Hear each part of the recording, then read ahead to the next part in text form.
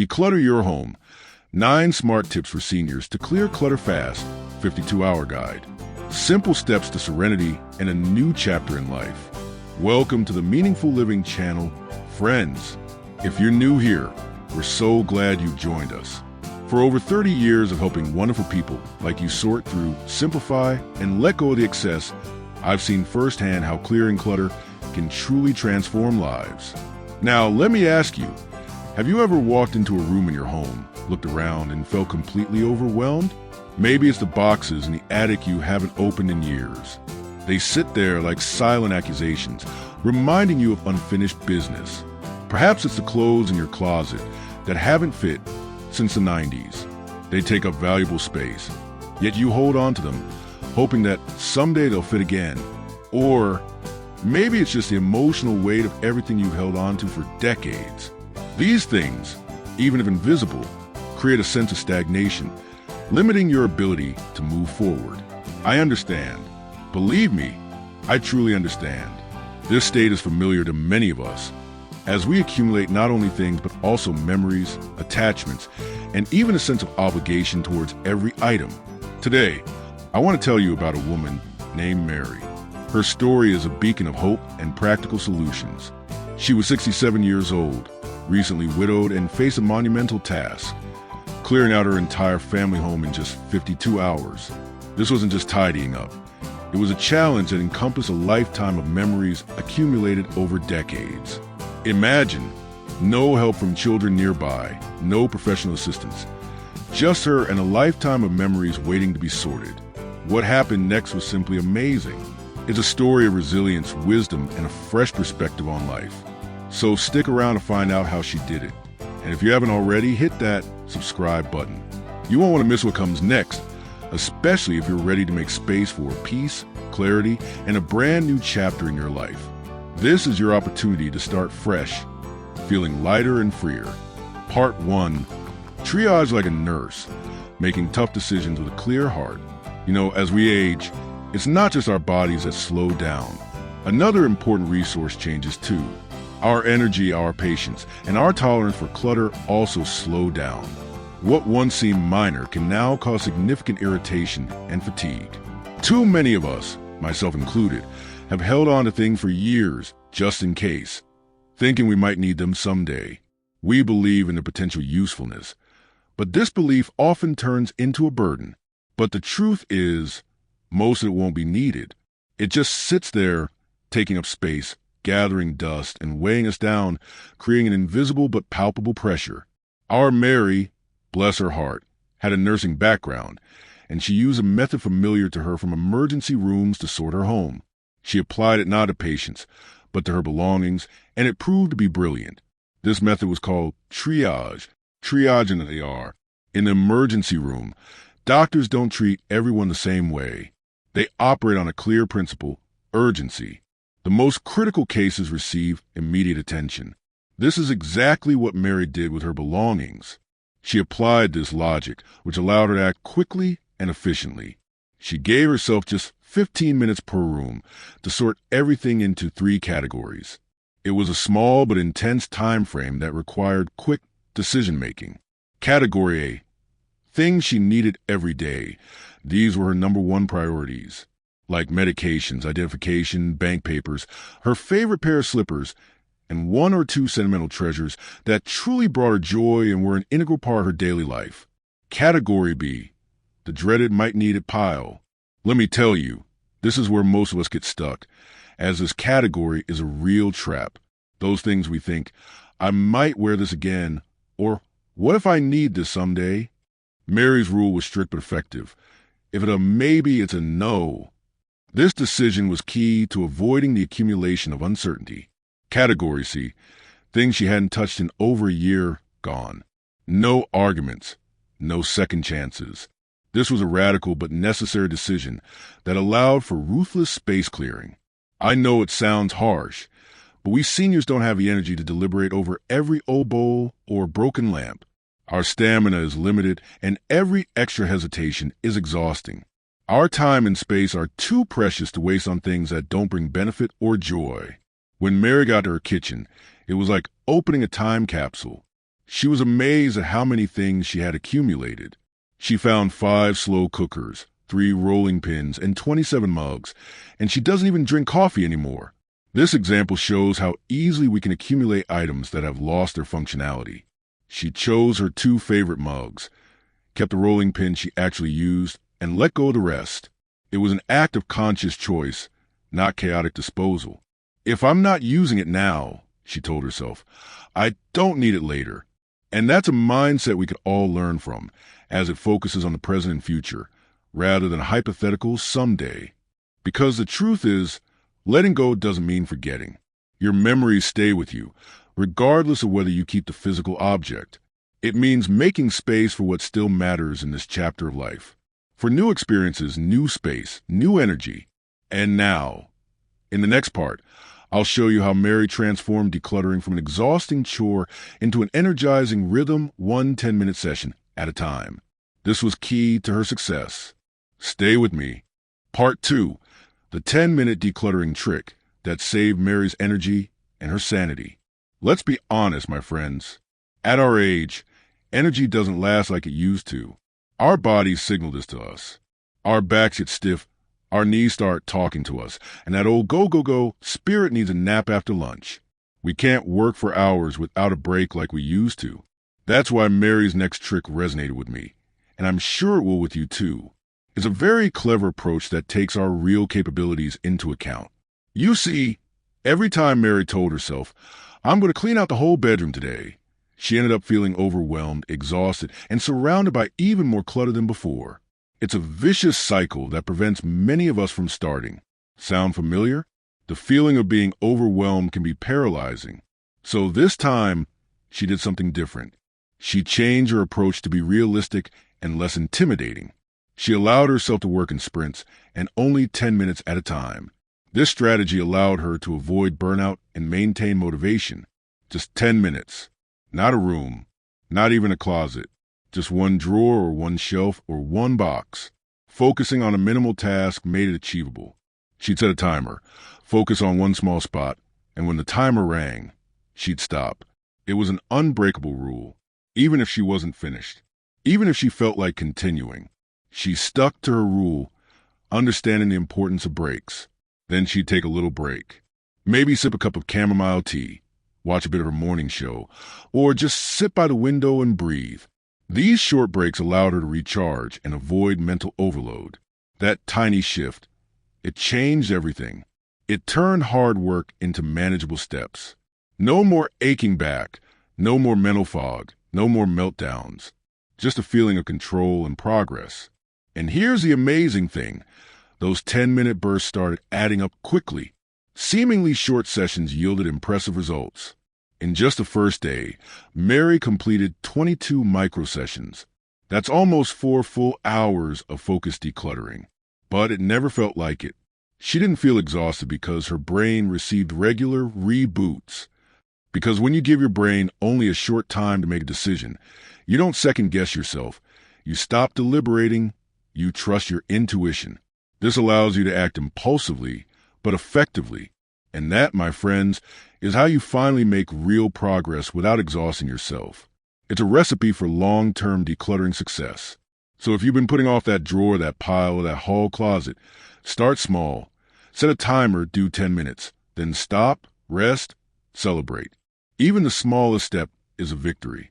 In the next part, I'll show you a powerful mental trick Mary used to take the emotion out of her decision-making process. This allowed her to act more rationally. It's a little uncomfortable at first, but it will set you free. It will change your relationship with things. Keep watching. Part 3. The Stranger Test. The simple question that changed everything. Now, I want to share with you one of the most eye-opening and freeing things Mary did. This method allowed her to see her belongings, as if from an outsider's perspective. And it might sound a little odd at first, but trust me, it works. It changes your perspective. We call it the Stranger Test. It's a powerful tool for objective evaluation. Here's how it works. Whenever Mary picked something up, a dusty vase, a stack of old magazines, even a shoebox full of trinkets, she'd ask herself one simple question. If a complete stranger walked into my home and saw this, would they understand why I'm keeping it? Or would they think I'm just holding on to junk? This question forces you to look at your belongings from a rational standpoint, rather than through emotional attachment. Oh, that stings a little, doesn't it? This internal dialogue can be uncomfortable, but it's necessary. And for us seniors, this question goes even deeper. We've lived long, full lives. We've collected, we've saved, we've remembered. But somewhere along the way, some of those things have transformed from memories into clutter that weighs us down. Mary found a box of old newspapers from 2005. She couldn't even remember why she'd kept them. They were just taking up space. Out they went. It was a decisive but justified decision. She came across broken costume jewelry from her younger years, earrings missing their match, tangled necklaces she hadn't worn in decades. These things no longer served either beauty or memory. Donated without hesitation. She realized these items could benefit someone else. Even old holiday decorations, the ones that once brought so much joy, were now faded, brittle, and unused. Their time had passed. She kept one or two that still sparked joy, that truly evoked warm feelings, and let go of the rest with quiet gratitude. It was a choice for quality over quantity of memories. Now, for the hardest part, when it came to sentimental items, her children's finger paintings, family photos, little travel souvenirs, it wasn't about throwing them out at all. On the contrary, it was about how to preserve their value. It was about only keeping the items that truly lit up her heart, the ones that brought the strongest and most positive emotions, not out of guilt, not because she felt she should, but because they still meant something to her today. It was a sincere choice based on love, not obligation. And the rest, she let go, not with shame, not in secret, but with love, understanding that their role in her life was fulfilled. And we'll talk more about how she said goodbye to those things in part 7. This is an important aspect of emotional decluttering. Next, I'll tell you about a mindset shift that helped Mary finally stop asking, "What if I need this someday?" and start asking something much more powerful. This question freed her from the just-in-case trap. You won't want to miss it. Part 4, the just-in-case trap. Why it costs you more than you think. All right, now let's have a frank talk. This topic applies to many of us, as we are all prone to this, because this question hits close to home for many of us. It's an internal dialogue that often prevents us from taking action. If you ever opened a drawer or walked into a garage and thought, well, I'll keep this just in case, then you know exactly what I'm talking about. This phrase has become an excuse for accumulation. Mary knew it for sure. Her own experience was a vivid example of this trap. Her garage was like a time capsule of intentions. Old camping gear from trips she no longer took, tools for projects she hadn't done in years, appliances long since replaced. All of it was kept with hope for a future that never arrived. And she kept it all, you guessed it, just in case. This was her standard justification. But one day, she stopped and asked herself 3 simple questions. These questions were simple in their wording but profound in their impact. And let me tell you, these 3 questions changed everything. They allowed her to look at her belongings in a new way. First, if I needed this again, could I easily replace it? Most of the time, the answer was yes. A neighbor, a thrift store, even a quick stop at the dollar store could get her what she needed. She realized that most of these things were not unique or irreplaceable. Second, have I actually used this in the last 5 years? If something had sat untouched for half a decade, chances were it wasn't essential. This is a clear criterion for assessing real need. And third, what is the emotional cost of keeping this? This is the big one. This question touches upon the deeper consequences of accumulation, because clutter doesn't just take up space. It steals your peace of mind. It nags at your thoughts. It makes daily life more difficult than it needs to be. So Mary was honest. She faced the truth. She had 12 rusty wrenches. She kept one good one and donated the rest. She realized that excess is not an advantage. That bread maker she'd only used once in 2010, she let it go. She realized she was holding on to past interests, not real needs. She realized that holding on to these things wasn't saving her anything. In fact, it was costing her time, energy, and clarity. The cost of accumulation turned out to be much higher than she thought. And that's something I think a lot of us older folks can relate to. We grew up in a time when saving and reusing were noble acts. We fixed things we didn't waste. But there's a difference between wisdom and being burdened. It's important to distinguish between frugality and excessive attachment that turns into a burden. So, if you're holding on to things out of fear, out of worry you might need it someday, try these 3 questions. They might be your key to freedom. See how many of your just-in-case items are actually just standing in your way. You'll be surprised by the results. Next, I'll share how Mary learned to stop giving every object the same emotional weight, and how this small shift gave her the freedom to move forward without guilt.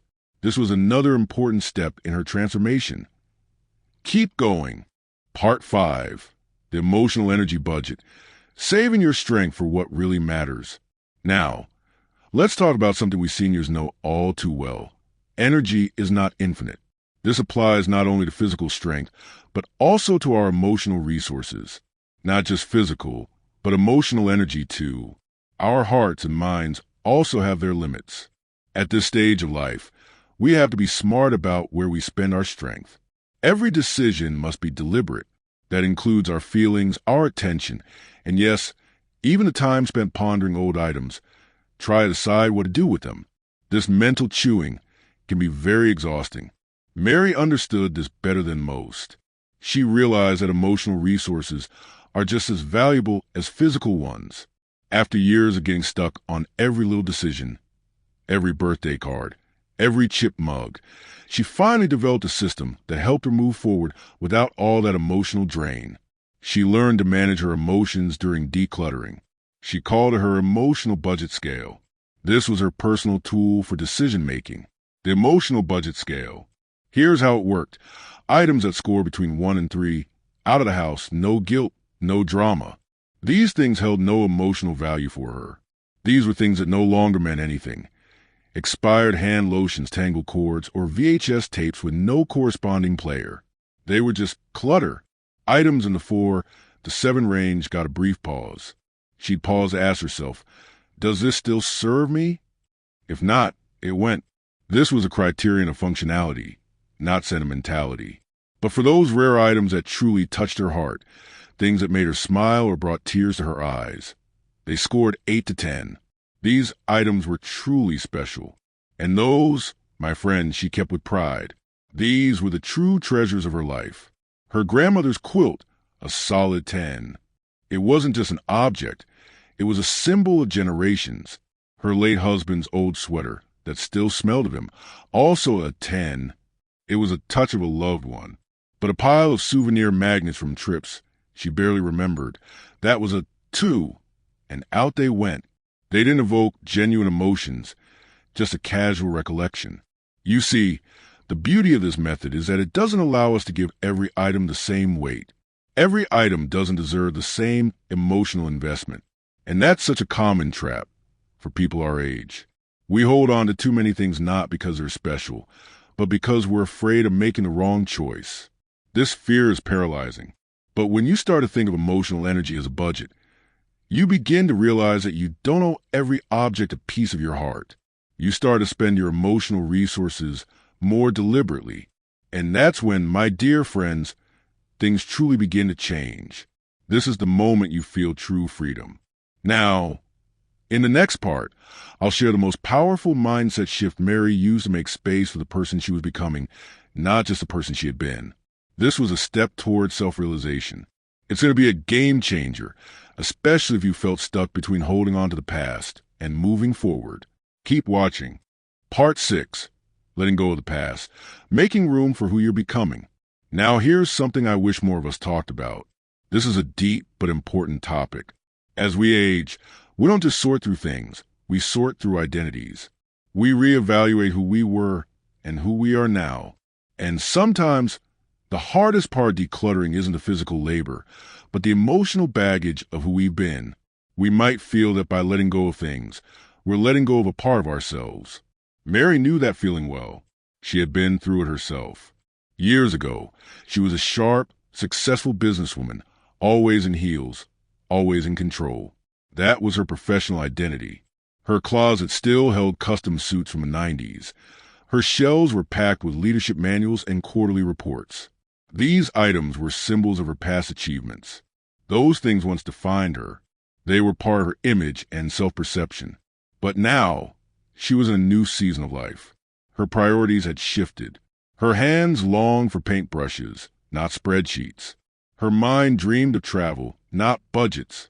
And her heart pulled her towards simpler days, tending her balcony garden, writing poetry, perhaps even dabbling in photography. She wanted to live a more creative and peaceful life. So she asked herself a brave question. Does this thing support the woman I am becoming, or does it keep me stuck in who I was? This question became her compass. This question, that was her turning point. It allowed her to consciously choose her future. She proudly donated the suits, not tearfully, so they could help another woman start her journey. She did it with respect for the past, but with an eye toward the future. She let go of folders full of business plans and filled the empty shelf with sketchbooks and seed trays. She made room for her new passions.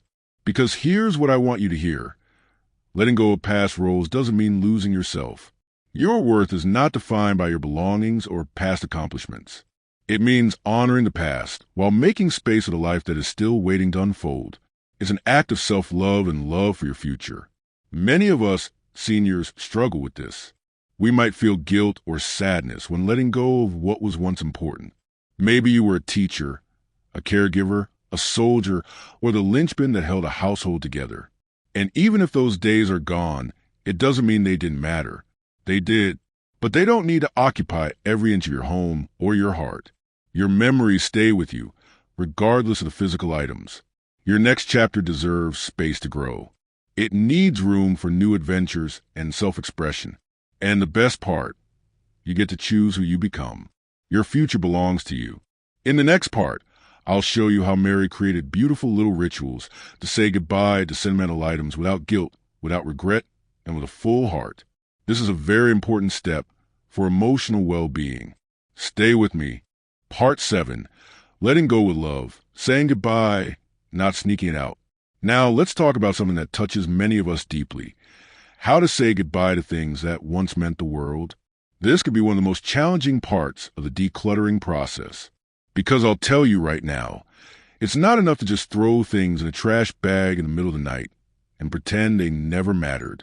This approach only intensifies feelings of guilt and regret. That just leads to guilt and sometimes even digging them back out. Our subconscious doesn't forgive neglect. Mary understood this. She knew that she needed to approach this process with respect. She didn't see her belongings as junk. She saw them as little pieces of a life fully lived. Every item was a part of her story. So instead of rushing through goodbyes, she made space for something most of us don't allow ourselves, for ceremony. She gave this process dignity. When it was time to part with her old work suits, the ones she wore when she commanded boardrooms and earned her place in a man's world, she didn't just pack them in a bag and drive them away. That would have been undignified for her past. No, she put on her favorite jazz record, poured herself a small glass of wine, and toasted those suits. She acknowledged their role in her life. She thanked them for giving her confidence, and then she passed them on to women just starting their careers. She let them go with a sense of completion and generosity. As for her children's finger paintings, the messy ones, the construction paper crafts, the macaroni masterpieces, Mary didn't just throw them away. She preserved their essence. She photographed each one, made a digital album, and sent it to her adult children. In this way, memories were preserved and physical clutter was eliminated. Then she whispered, "Thank you for the joy," before letting go of the originals. It was an act of gratitude for those happy moments. Even broken things receive respect. Even items that had lost their functionality were treated with dignity. Her favorite chip mixing bowl, a worn-out sweater that had kept her warm for 2 decades. She thanked them for years of service, then gently placed them in recycling or donated them. It was the end of their journey, but with respect. Some people might roll their eyes at this. But let me tell you something. This isn't just a whim. It's a profound psychological tool. These little moments of gratitude, they changed everything. They allowed Mary to feel a sense of closure. Instead of feeling lost, Mary felt peace. Instead of regret, completion. And that's what we all deserve, especially at this stage of life. We deserve the peace and calm that come with saying goodbye. So, if you're holding on to something because you're afraid to let go, maybe what you need isn't the thing itself, but closure. A ceremony can provide that closure, and that can come not through keeping, but through honoring. The memory of a thing can live on without its physical presence. Next, I'll tell you how Mary involved her family in this process, even from a distance, and how that support made everything easier. This is an important aspect that shows you're not alone. You'll love this part. Keep going. Part 8. Don't declutter alone. Invite a witness, not a judge. Now here's a little truth that's easy to forget. Decluttering doesn't have to be a lonely journey. In fact, it's often more effective when you're not alone. In fact, it really shouldn't be. Support can make this process much easier. When we build a home for decades, raise a family, and collected memories, try and sort through all alone, well, it can feel like too much. It can be emotionally exhausting. Too emotional, too heavy. The burden of decisions can be immense. Mary understood this. She found a way to involve her loved ones, even from afar. And even though her children lived across the country and couldn't be there in person, she still found ways to involve them. Technology allowed her to have their support. She'd snap a quick photo of something, like an old baby blanket or a box of Christmas ornaments, and send it to their group chat. This allowed them to reminisce together.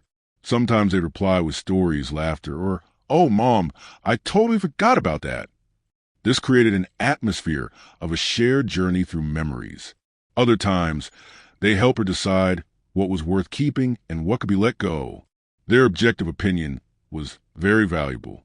She even got on video calls as she opened memory boxes, letting them walk down memory lane with her. It was a shared experience that lessened the burden of loneliness. And guess what? Their encouragement gave her strength. Their support was invaluable. Their distance gave her freedom, the freedom to make decisions without the pressure of direct presence. And their love gave her peace. She knew she was doing this for herself and for them. Even her neighbor, a quiet widower down the street, noticed the accumulating boxes and offered to help. Unexpected support can come from anywhere. He ended up leaving with a blender, an extra bookshelf, and a smile on his face. It was a mutually beneficial decision. Mary said it felt good knowing her things were going to people who would truly use them. This added meaning to her actions. You see, as we age, many of us hesitate to ask for help. We grew up with a belief that we should handle things ourselves. We worry about being a burden. This is a common but misguided fear. But the truth is, we're not built to do this kind of emotional work alone. Human interaction is key. Sometimes all we need is someone to witness our decisions. Someone who will simply be there. Someone to say, "You're doing great, keep going." Simple words of encouragement can mean a world of difference. It's not about being judged. It's about being seen. It's about feeling like you're not alone in your efforts. And when someone sees you letting go of heavy things, they're not just watching you clean out a closet. They're watching you reclaim your life. They see your courage and determination. In the final part, I'll show you how Mary completed her entire process. Not with stress, not with sadness, but with joy and freedom. This was the true culmination of her journey. You won't want to miss it. Let's finish strong. Part 9, the real transformation. Decluttering isn't just about things. It's about a new beginning. All right, friends, this is where it all comes together. This is the culmination of Mary's story. When the moving truck pulled up exactly on schedule, 48 hours after Mary began her ruthless yet heartfelt journey, her home looked almost unrecognizable. It transformed from a place of clutter to a space of freedom. Closets were clear. The attic was empty. Even the garage, once packed to brim, echoed with space. Every corner breathed lightness. But what truly changed wasn't the house. It was Mary herself. Her inner world underwent the greatest transformation. You see, in those 2 days, she didn't just sort through old belongings. She reclaimed her power. She felt in control of her life again. She made decisions that had weighed her down for years. Every decision let go liberated her. She let go of the guilt, the fear, the old roles that no longer fit. She shed the burden of the past. and she kept only what helped her breathe deeper, sleep better, and smile more freely. Her life was filled with genuine joy and serenity. When she moved into her new apartment, a cozy spot near the park, she brought only what served her future. A few souvenirs, her art supplies, her favorite books. She created a space that reflected her new priorities, things that made her feel like herself, not who she had been, but who she was becoming. This was a home that reflected her true self. And here's the part that still gives me goosebumps.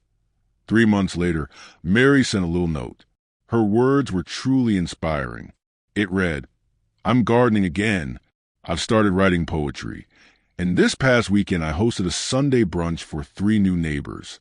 I feel lighter not because I lost things, but because I found myself again." Isn't that beautiful? It shows that decluttering is much more than just tidying up. Because the truth is, decluttering isn't about getting rid of the past. Your memories stay with you. It's about making space for what still matters, for connection, for peace, for creativity, for freedom. It's about creating space for the life you truly want. So, if you're sitting there looking at a room that feels impossible to clear, remember Mary's story. Don't let the scale of the task paralyze you. Remember that it doesn't take months. Sometimes it just takes one honest decision, then another, then another. Every small step leads to big changes. You don't have to do it perfectly. You just have to start. The first step is the most important. And if you're ready to start your own transformation, hit that subscribe button, leave me a comment, and let's walk this path together.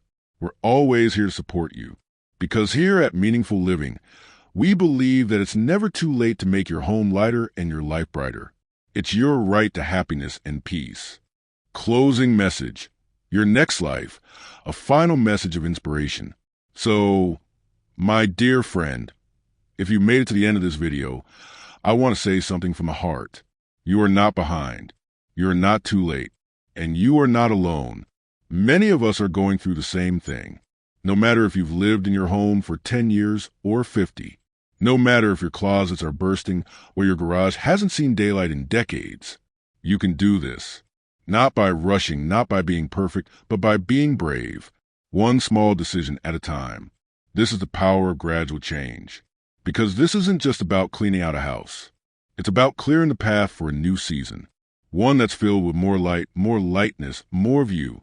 This is your future, full of possibilities.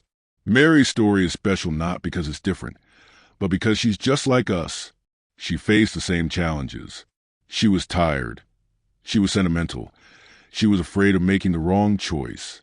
Yet she found the strength within her. And yet she chose freedom. She made a choice for herself. Now it's your turn. If this video resonated with you, be sure to hit subscribe and join our Meaningful Living community, where every week we share smart, simple ways to make your home and your life lighter, brighter, and more joyful. And if you're ready to take your first step, tell me in the comments, what's one thing you're ready to let go of today? I'm rooting for you. We all are. Until next time, stay well, stay strong, and remember, the best years are not behind you. They're just beginning.